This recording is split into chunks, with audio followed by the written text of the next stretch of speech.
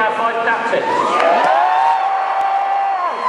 We've spent long and hard thinking who would be the best person to host this talk and interview our 5 captains. So I'm going to introduce him first, and we thought, who could he be?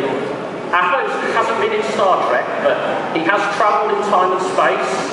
He's Doctor Who and Torchwood. He is, of course, a captain himself.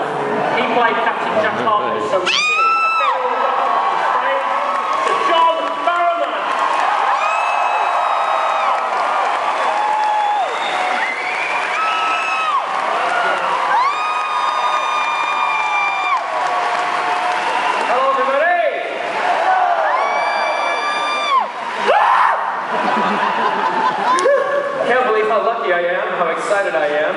I'm just going to have a little bit of a fanboy fangasm moment. They're all back there. And I was in a room with them. None of them talked to me. It was amazing. I just kind of walked going, hey, how you doing? How's everybody doing? Good, good. Who are you? No, not fine, don't worry about it. Are you excited as I am? Great. It's going to be a fun evening. I'm going to do some questions myself and kind of do it in a Jeremy Kyle kind of situation. I'll be asking for their DNA all over me later.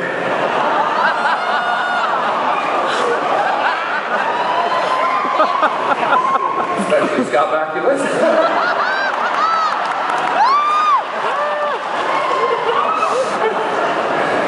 Oh, this is what I like. Hello, Mark.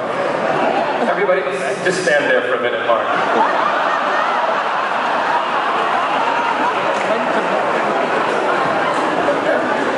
Mark is my driver, my longtime driver, and Mark is also a huge fan, and he's peeing himself at the same time as I am. He was so excited he got lost coming in tonight. I'm just waiting to find out if we're ready. I'm getting the thumbs up. So, on that note, just give me a second here.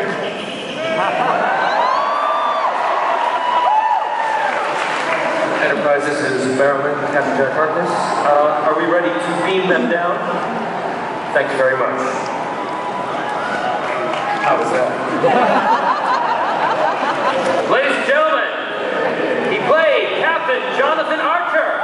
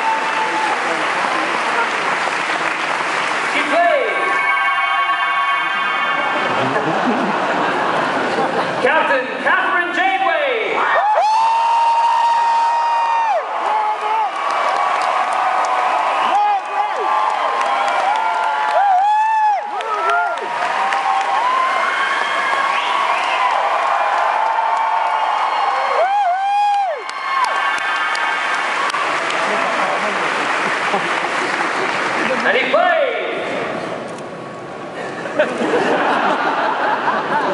My cars have gotten screwed up here. Captain Jean-Luc Picard!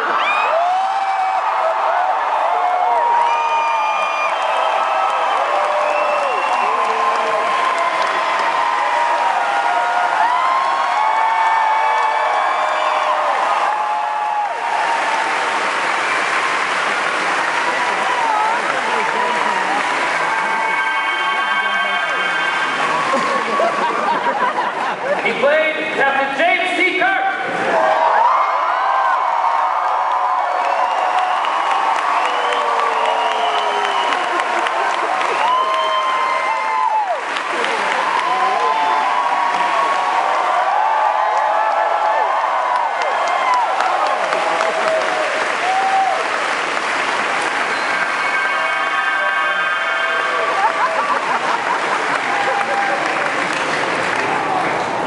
everybody. First time 5 captains have been on the stage in Europe together. An amazing feat. If I could start off first, guys, by taking you back, jumping back, time traveling a little bit to the first day that you were on set. Was there any nerves? Was there anything you were fearful of? Or is there a memory that you have of that day that sits with you to this day? I'll start off with Bill. Well, that's so far back that I can't remember. Everybody else has less time. What was the question? You want to know what was it like? Were you nervous on the first day? Was I nervous on the set? Scared? The first thing I had to do on set in the first episode was punch a stuntman so he took a fall. And when he took the fall, his pants split. And with his rear end looking at me, he said, "You've just had your picture taken." So that was my introduction to Star Trek, and we've gone downhill ever since. Patrick, any memory? Any fear? Hell, oh, there we go.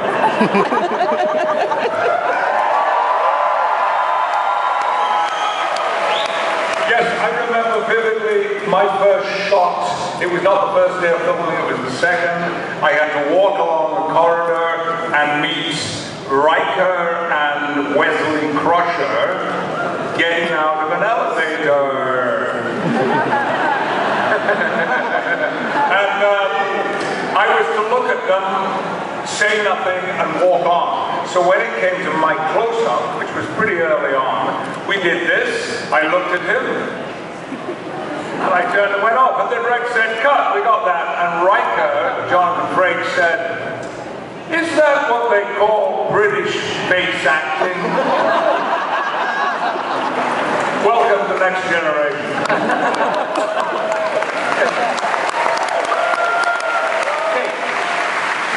Is it on? Oh, is it ever on? My memory has to do with Sir Patrick Stewart. As all good memories do. I don't know if it was the first day, Patrick, but it was certainly the first week. I was in a ball of nerves, as you can well imagine. They'd given me a 5-page monologue on the bridge. I didn't understand a word that was written. I went over to craft service to have my 53rd cup of coffee. It was not yet 6 a.m. And Patrick came in, and I went over to him and I said, "Help me, help me, tell me something. How am I going to get through this?" He said, "Listen to me and listen to me very closely. After 7 years, you shall look back on this, and you shall consider this body of work the proudest work we've ever done. I can assure you of that." And he was right.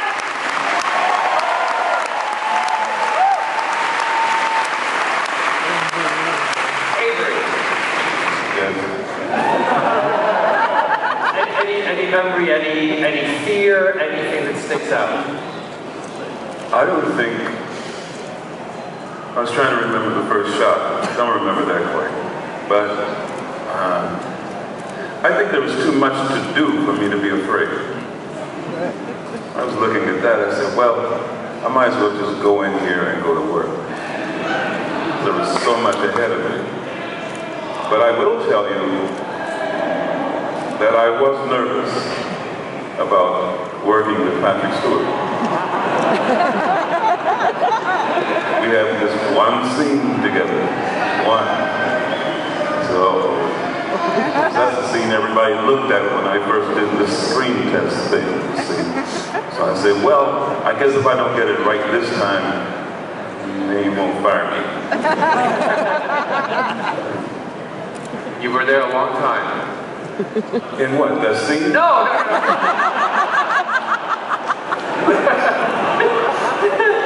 Scott. My first day was mostly spent trying to figure out where Porthos was going to pee and poop for 8 years. We never figured that out. All right, what are this is a question for everybody again. What are the best and the worst things about playing a captain? And having becoming the icons that you are today. What is the best and worst things about it? Kate, do you want to start that one? I'm a little jet-lagged, but I'll give it a go. Everything about playing the first and only female captain is best.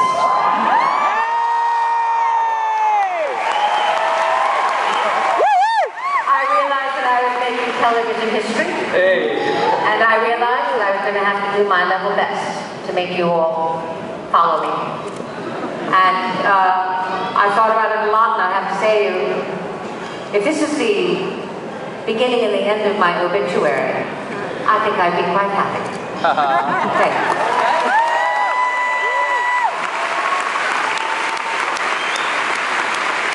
Scott? Best and worst things? The worst thing was having to follow these 4 captains. And the best thing was that I'm stupid enough that I brainwashed myself into believing that I actually was the first captain, so I didn't have to follow him.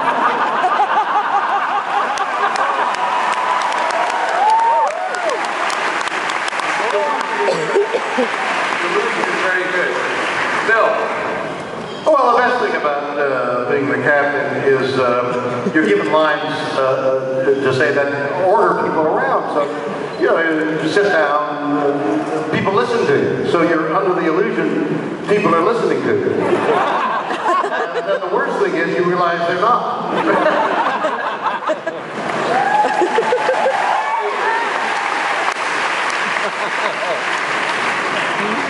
You know, I have no idea. I mean, just as Kate was talking about or alluding to, you know, somebody asked me one time, what does it feel like to be the first African-American captain? Well, that's an interesting entry, but the point is there's nothing to play. I can't play being colored.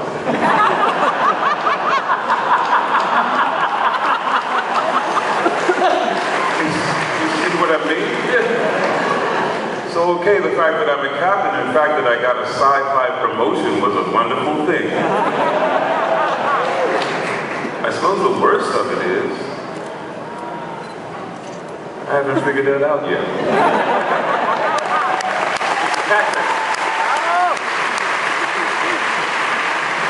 Well, both answers are to do with being captain, and I don't know how you guys felt about this, but in addition to being captain, there was a sense in which you were also the leader, the company spokesperson, should it be required, the person that took a lot of responsibility for other things. So my worst moment was in the early weeks of the show when I had called my colleagues together to lecture them about too much fooling around on the set. And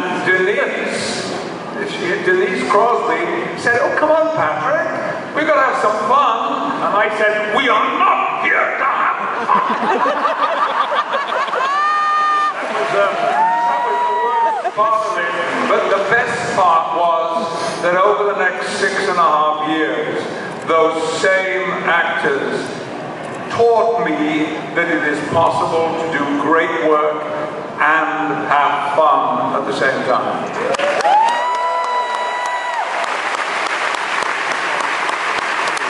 I'm going to throw one question out to the crowd. Mix it up a little bit. Gentleman there with the microphone. Question from the audience. Anybody? Raise your hand. Don't be shy.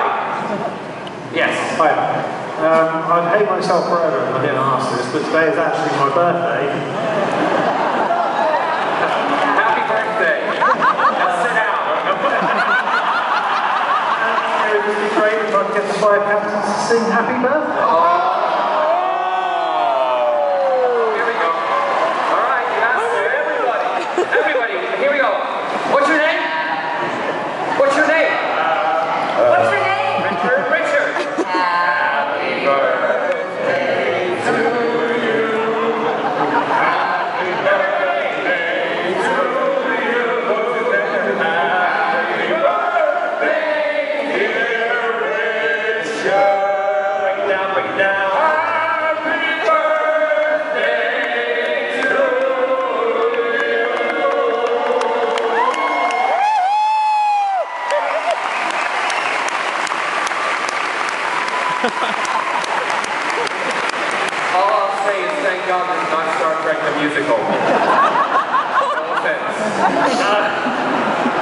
Bill, I'm going to give this question to you first. Why do you think today that Star Trek, the brand, all the shows that have come, from the initial one in the beginning, why do you think it's so popular, 50 years on?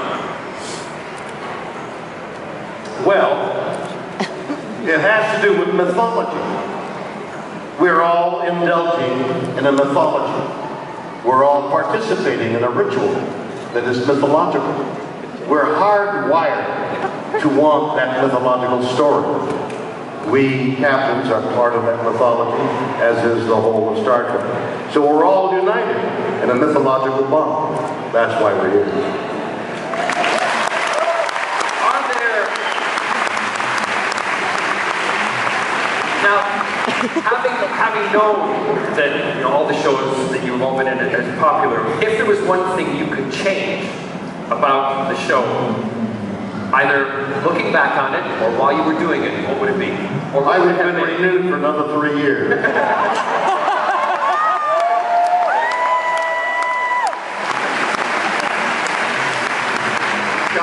That would be my answer as well.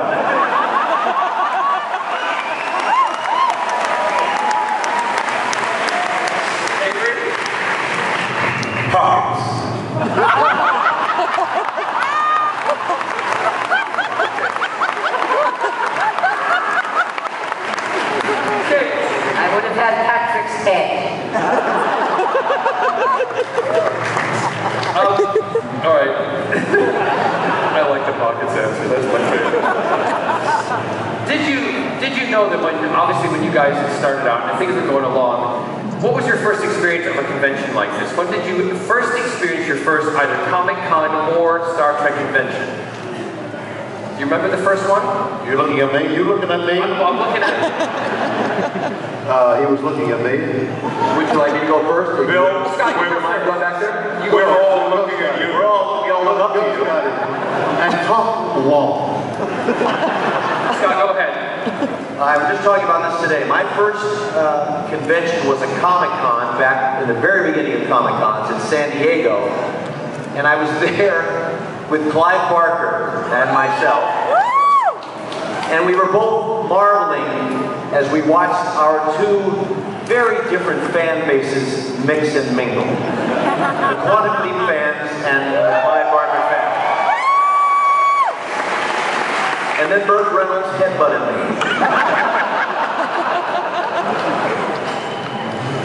There's nothing else after that. I was out. Patrick? Yeah, I remember vividly. My colleagues had all been going to conventions throughout the first season. I didn't know what they were, I didn't understand them, nothing like that had ever been in my life. And anyway, my weekends were filled with prep for the next week, and filled with fear and insecurity and doing my laundry, which I did all through the first season every Saturday morning. But right after the last episode was shot, I had agreed that I would go to Denver to a convention, and I flew there, very nice, very comfortable. A car met me, picked me up, took me, and I ended up, as we always do, in a loading dock somewhere, and I went back and I was taken through corridors, and it was all a bit of a mess, not really very salubrious. And I was chatting to the guy who said, "You've got 5 minutes," and I said finally, is there anybody out there? I mean, is it going to be, and he looked at me and said, "Yeah." And I remember walking on stage and feeling like Sting.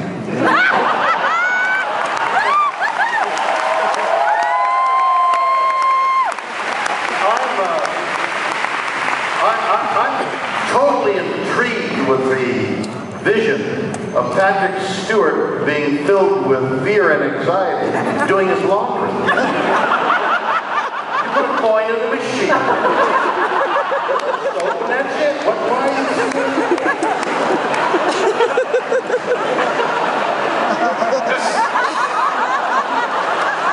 Oh, you do that. Do you remember your first convention, and also did you expect there to be a huge turnout? Or was it a shock? Are you looking at me? I'm looking at you. That's fun. You're very good to look at, too. Thank you. Very handsome. Is he the sexiest man in England? Who said no? Piss off! I don't remember my first one, but I remember my favorite. And it was here, in England. It was in Blackpool. And there were so many people there, I couldn't get over it, but you all were sort of screaming in a wonderful way, and I said, I promise I will sign every autograph in this place. And I did.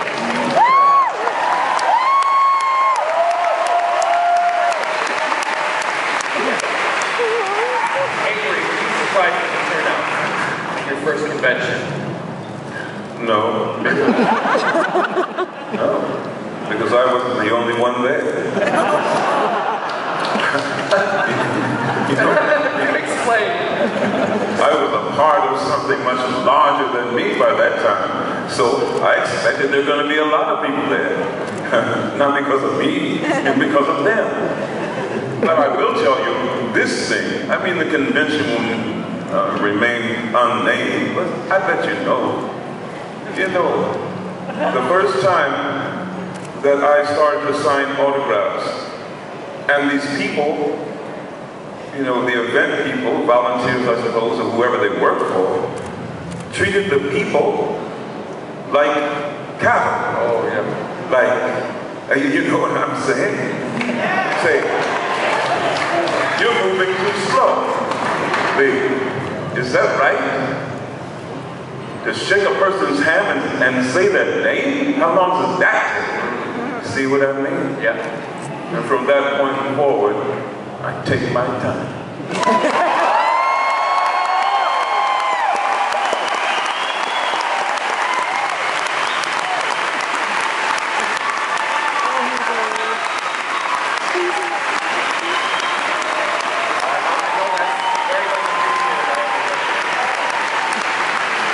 Let's jump to a technology question. That was a pandering statement.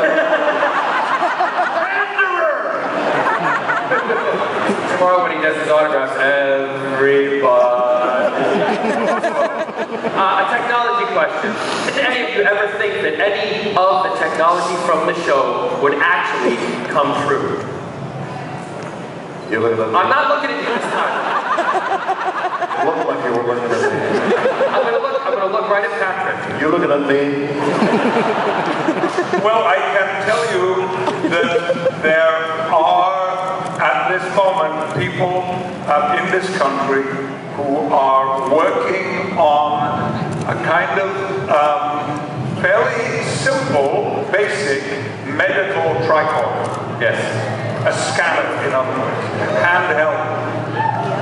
Well, actually, it's a 10 million global competition being run by XPRIZE, who they're here this weekend. They are here, and it's to create a real-life medical tricorder. Well, and do you think? I mean, I remember my parents saying to me when I was younger, when they were growing up, they used to read Buck Rogers comics. My dad did, never thinking that one day a man would end up on the moon or there'd be space travel. And lo and behold, all of a sudden we're doing it.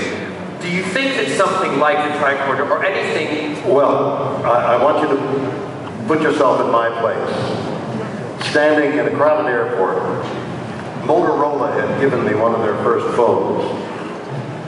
And I'm standing, not really cognizant of people passing by. And I flip out the Motorola.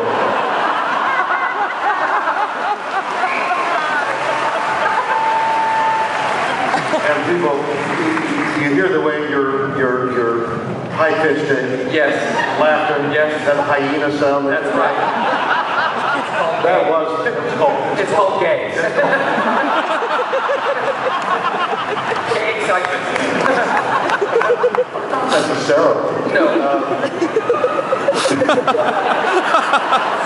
Don't worry, they all know. It's fine.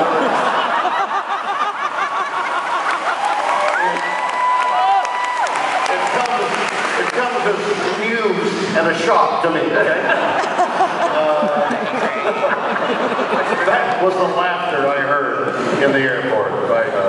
Well, a lot of the, like you're saying, the medical technology, I mean, for instance, scanners, body scanners. I mean, do you ever think that one day there might be a way to materialize food in front of you? I mean, all the different technology on sci-fi shows tend to one day come true. Yeah, I have the materializing food technology. It's called a cook.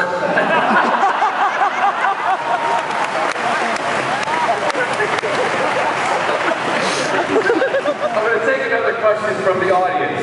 And raise your hands, and we'll get another one. Oh.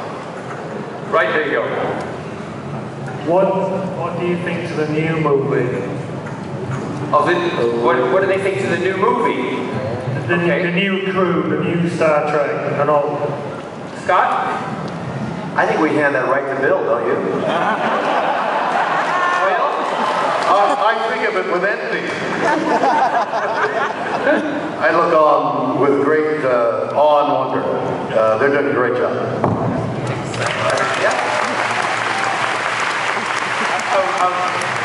I'll tell you what I think that it is yet, because I enjoyed that movie very much. It's another illustration of the absolutely unique phenomenon in the history of entertainment that is Star Trek.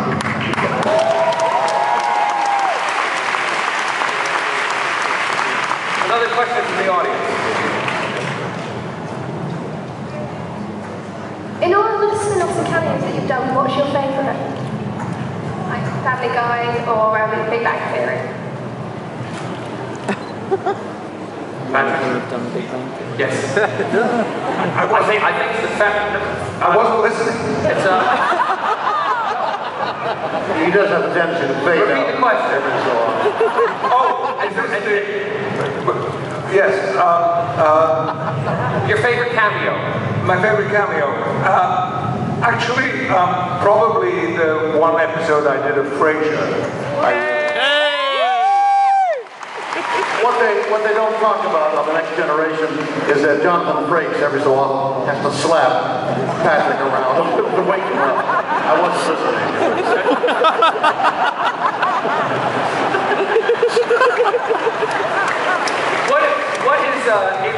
What is the best thing that's happened to you as a result of being involved in the Star Trek world? It remains to be seen. Being here. Better. Okay. Not as much reaction as yours. I think, without question, it's women in science, helping women in science. And I've actually really seen that grow as a kind of result of it, so it's extremely gratifying. And Scott, yourself? I'm constantly amazed and happy to be a part of this phenomenon, really. And the phenomenon is the fans, and all over the planet still is an amazing thing to be a part of. It blows me away. I'm looking at you now, Bill. The best thing that's happened to you over your career because of the Star Trek world? What's the best thing that happened? Yeah. What's the best thing that... Well, so much flowed from being on Star Trek. Although my version of Star Trek only lasted 3 years, from that whole lifetime of adventure, the journey changed.